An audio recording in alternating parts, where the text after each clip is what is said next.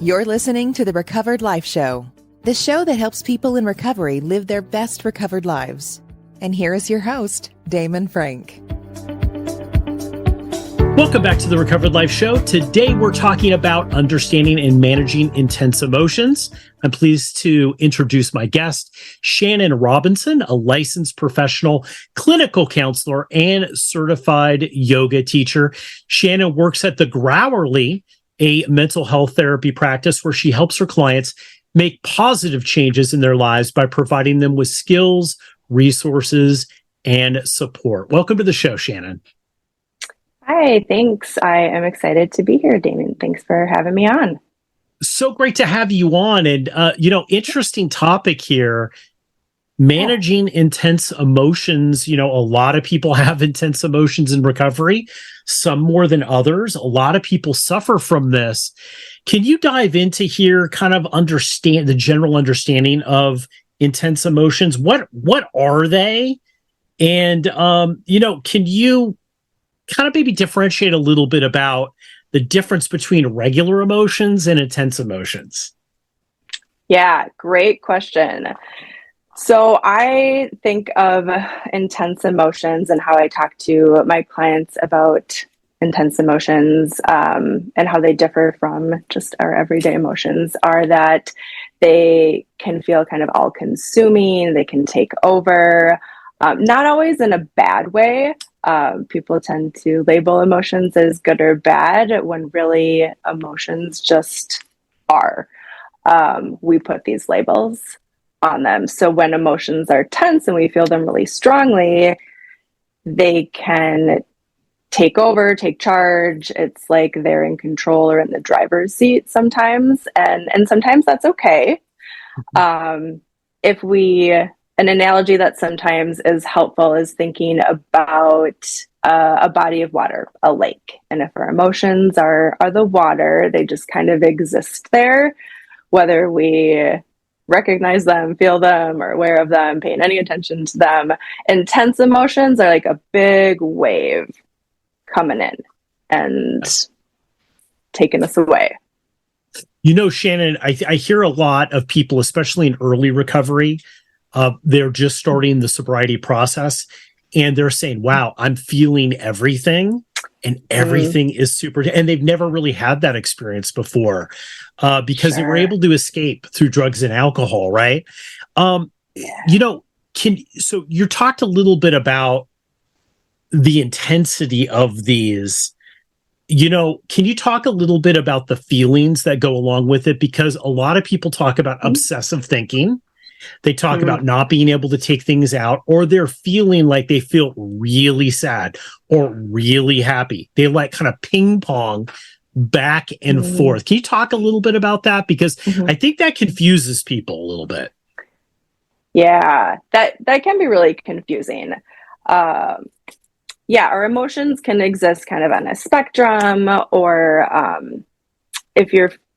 if anyone's familiar with the polyvagal theory, which talks about our autonomic nervous system and the different states that exist, that sometimes is a helpful way of thinking about our emotions, where we can experience emotions kind of in this balanced or harmonized state, I guess. Like the emotions still exist. We might feel anxious or sad or angry, but the emotion isn't taking over. So I think when people are now feeling emotions really strongly and intensely, that can look like these different states where kind of out of this window of tolerance, where the emotions like anger or anxiety or sadness are on this extreme end where we're feeling them so strongly, and that can feel really overwhelming. We might not know what to do with that, especially if we've had coping strategies in the past that we've used to try to get rid of or numb those emotions. And then the opposite extreme of that is where, okay, we've just kind of boxed all those up and nope, let's shove them away because they're too intense, they're too strong. I don't know what to do with them. I think there's a misunderstanding too about people who have intense emotions. Some of the people that I know, I think people think about people who act out a lot, maybe people who are mad and scream, they're always in conflict with people. And obviously that's there if you're having intensive, there are people like that, right?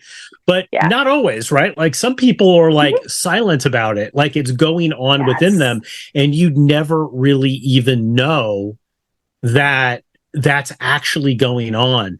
How do you start to identify, Shannon, that maybe the emotions that you're having aren't, quote, healthy necessarily?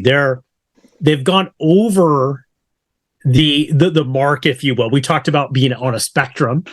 They've gone to a place where it's just like, you know what, these are destructive. Because obviously somebody cuts you off in traffic, you're upset. You have a fight with somebody, you're upset or you're disappointed. But where is that line where it becomes, you know what, this just isn't helpful? Yeah, that's something that I think comes up a lot, right? I'm feeling these emotions really strongly and I'm acting in this way or reacting to something. So I think a couple of things,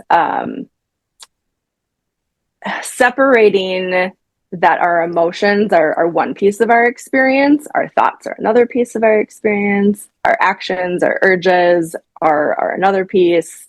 And then there's some sort of event that initially happened that activates all of these thoughts and emotions and actions. And when we can start to understand that I can feel an emotion and I can feel it really strongly and intensely, and that emotion might drive what I want to do, I can still act in a different way, even when it doesn't feel like that. And sometimes we do just have reactions that happen that are instinctual or impulsive.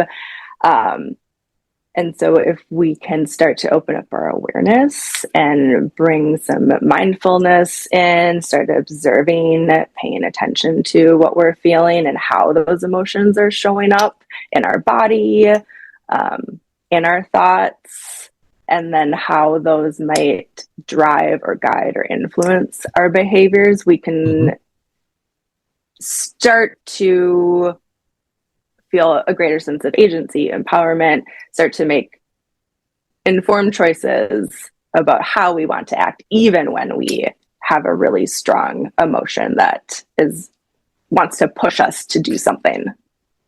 You know, it's interesting. I was thinking back to an experience I had in early recovery where, there's a big thing in 12-step groups where they say feelings aren't facts, right? Feelings aren't necessarily facts, where I really realized that the thing that I was disappointed or mad about, this feeling I having wasn't really true. And, the question that I had to ask myself is, what's really going on here? And I actually attended a 12-step meeting. That was a topic every week. It was a men's group meeting. What's really going on? It was like, well, I'm upset because this is happening at work, but what's really going on? Oh, I'm disappointed in myself. Or I didn't feel I met this. It's really nothing to be what's going on. And, what was really freeing to me is when I started to be able to kind of step back a little bit and say to myself, it's just like, you know what? I'm feeling all these feelings. They're intense, especially in early sobriety. It's like, I'm feeling these, but is this really what's going on? Or is this linked to something else that really isn't based in a reality? And am I going to make decisions, like you were saying, in the here and now based on feelings that aren't necessarily true? Yeah. I think that it happens for everyone. And it can feel it can be really frustrating, right? When our emotions feel like they are in charge and they're taking over, and we don't have any control or choice in what's happening. Yeah, it is definitely a human condition. I think everybody goes through it, not just people in recovery. What would be your tip to people who feel that they're trapped a lot, that they're, we had a previous episode, we were talking about mindfulness, being in the here and now. We talked a little bit about that. Isn't that a sign that maybe things aren't going well if you're not able to really be in the here and now a lot, right? That you're just so overcome by emotions. How do you start to kind of to dial back these emotions a little bit to be able to get some sort of agency, as you were saying, into your own life to be able to start making better decisions. And they're not based necessarily on these overwhelming emotions. Yeah, it's definitely a process for sure. And I think mindfulness really is kind of this core tool, strategy, while also something that already exists within all of us, and we don't always know how to use it, I think. But starting with taking those pauses and checking in with, okay, what is happening right now, right? What am I feeling? And also validating whatever it is that we're feeling, even if that emotion doesn't match with what is happening in the moment, because maybe that emotion is coming from some past experience or worries about future things. Mindfulness is really a way for us to pay attention to what's happening in the present moment without judging it, which I think is a really important piece, because we can get really stuck with that. Oh, I'm feeling angry, but I shouldn't feel angry because fill in the blank. And those judgments, even though like they're just going to come up because we're human, aren't helpful in the moment. And so that is a really important piece of mindfulness. Observing just whatever is happening in the moment so that we can start to gather more information about what is our experience? How is this emotion showing up for me? Where do I feel it in my body? What thoughts are connected to these emotions? And then, yeah, how is that driving me or pushing me to act in some way that, maybe is out of alignment with my values, or, is pushing me to some sort of coping strategies that aren't really helpful or effective. It is really shocking when you sit back and look at it about how so much emotions are tied to these past experiences. And really, when it's almost laughable sometimes, where I know I've been in this situation. I know a lot of people are too, where I'll be upset about something or have a particular feeling about something, and it can be very, very strong. And then with further analysis of myself, asking these questions that you're talking about, it's laughable that what's going on in the present really has nothing to do. This is just something way from the past that I have drug in and reframed to try to wrap it around, to try to explain the current situation, maybe because I don't feel comfortable with the emotions of the current situation, or they're unexplained. Yeah. How much is that like with emotional deregulation? Is that rewrapping of these emotions around these things that are going on in the moment that has really nothing to do with these past events? Mm-hmm. Yeah, I think that happens a lot, right? Yeah, I'm angry at my husband because he, didn't load the dishwasher. And maybe that's irritating, and there's probably, right, something else that's really kind of bringing up that anger that isn't actually about what's happening in the moment. And often what's difficult, I think, for people is to do that reflection and that analysis in the moment of recognizing, okay, I'm feeling some emotion, I'm having some reaction, and it's not actually about this. And so sometimes that work happens, I think, outside of when those intense emotions are coming up. That in the moment, what is often more helpful for people is just recognizing, labeling, okay, I am having an intense emotion right now, and using strategies to help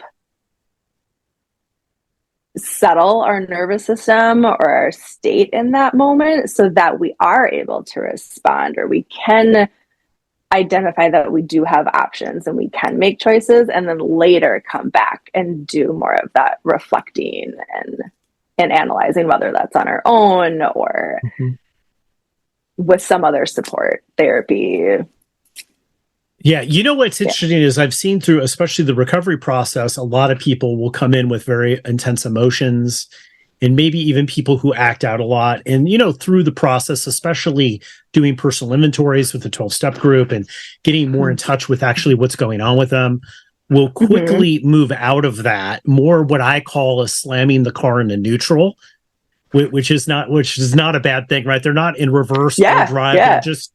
They're just kind of there and seeing what happens, right? Which is not a bad thing, but when is it beyond that? Because there are some people obviously who can just, they're trapped, they could never get out, quote, like almost, a personality disorder.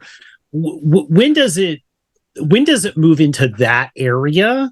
How do you differentiate where it's more of a mindfulness in the way I look at things and a past experience thing, as something that's maybe more of a serious mental health issue, like a personality disorder or something like that? Sure.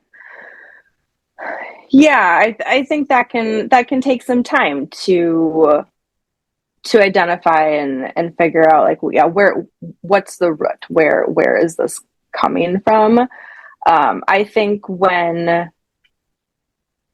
people have some sort of support, whether that's therapy or 12-step or they're doing some sort of recovery, and they have some strategies and they're using them pretty consistently, and they have an understanding of how to use some of those strategies, and they're still finding, like, okay, these aren't working, or I just can't access those tools when I need them. That's maybe a sign that, okay, maybe there's something else going on here. Maybe there is a diagnosable mental health condition, anxiety, depression, a trauma disorder, a neurobiological disorder, ADHD, autism, personality disorders, and they all show up so differently for everyone that it's not always clear right away. Like, is this just, I didn't have these tools, I didn't learn them growing up, and once I have them and I can use them, okay, things are kind of okay, or I can find some stability, versus, okay, I have these tools, I'm using them, still not working. I need something else. And whether is that it, right? Yeah. Like, if you're using, if you have the tools and they're not working, then obviously, and we say the same thing with people that are in recovery. They come in, they're doing everything, and there are people who have just, what I call, it's like addiction is one of their issues, but it's not their main. It's not all the issues, right? Like 12-step work groups, I personally feel work great.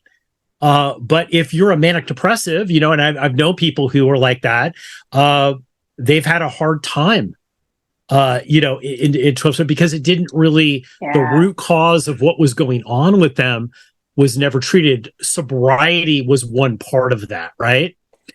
Shannon, if somebody is listening to this and they have really suffered from intense emotions all their life, and they've never, maybe they're just starting the path here. They're like, hey, man, I listen to what, Shannon's saying, and, I'm going to start using these tools and stuff. But they feel a little helpless about it. They're like, what? I've always had intense emotions.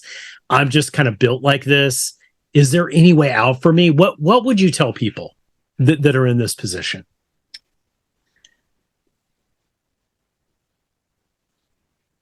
I think first I would tell people you're not alone.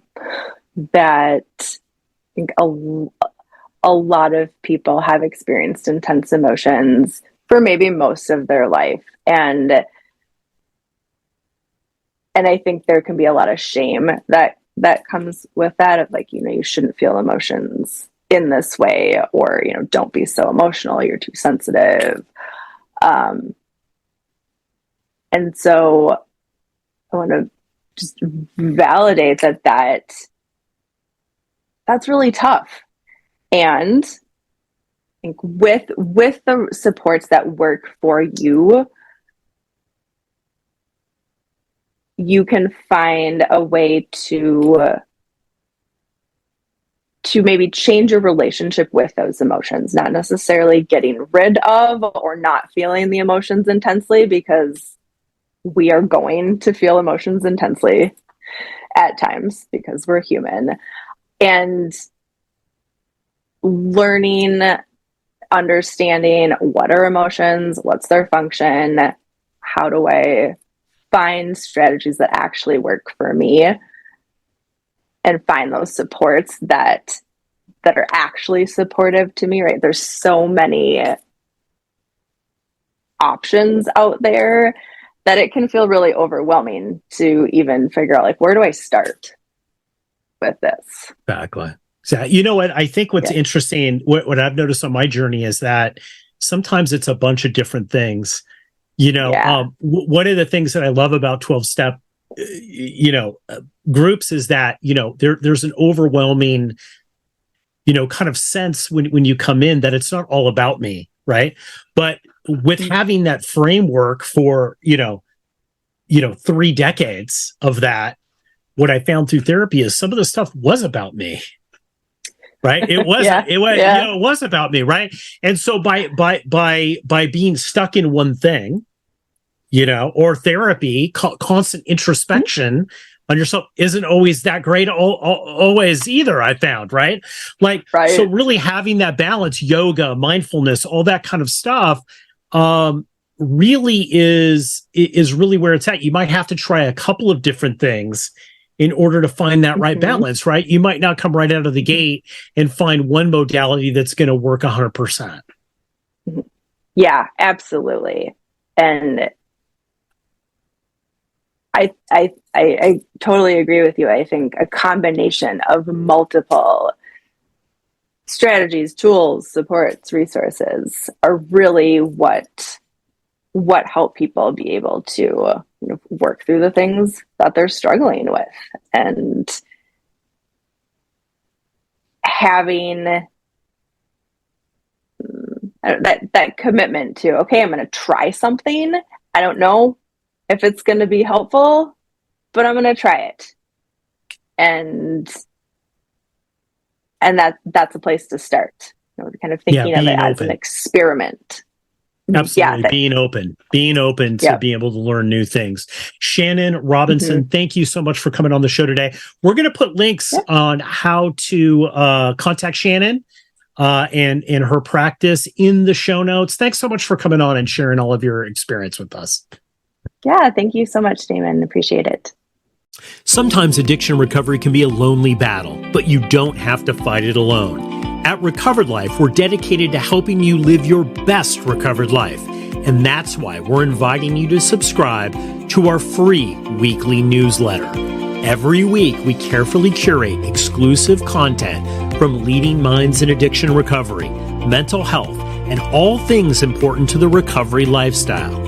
Stay in the know with the latest news about addiction and get exclusive invitations to special recovery-focused events and explore insights tailored to support recovery from alcoholism, drug addiction, codependency, disordered eating, dysfunctional family dynamics, gambling, and so much more. With our newsletter, each week becomes an opportunity for growth, healing, and taking a step closer to the life you deserve. Take your first step towards a brighter future today. Go to recoveredlife.us and subscribe for free. Sign up now at recoveredlife.us.